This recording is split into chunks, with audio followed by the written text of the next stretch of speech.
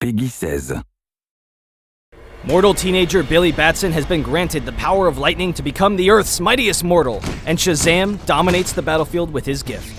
As a melee enforcer with good power damage, survivability, and initiation, Shazam is a heavy hitter who can be difficult to deal with.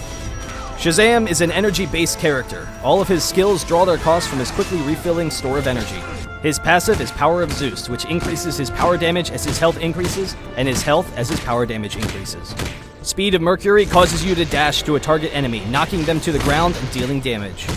Mystic Power and Mystic Defense are actually a single skill that allows Shazam to switch between his two forms. When switching to Power, he unleashes a chain lightning attack that bounces between enemies dealing power damage, and his basic attacks regenerate energy. When switching to Mystic Defense, Shazam gains a shield that absorbs damage, and he will regenerate energy whenever he is attacked.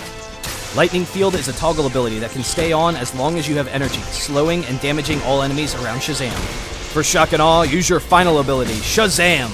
You will briefly transform into Billy, quickly charging a long distance, then transform back into Shazam in a large burst of lightning.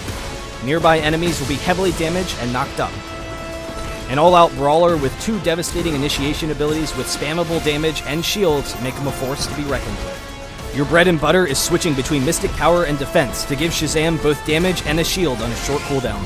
But knowing which form will provide you the most energy return is key to keep up Lightning Field as long as possible. Rather than blowing your cooldowns all at once for burst, save Speed of Mercury for Shazam to follow up on an opponent when they've used their abilities to escape, allowing you to constantly stick onto them. The range on your ultimate is long enough that you can set up unexpected ganks over walls and net quick kills for your teams.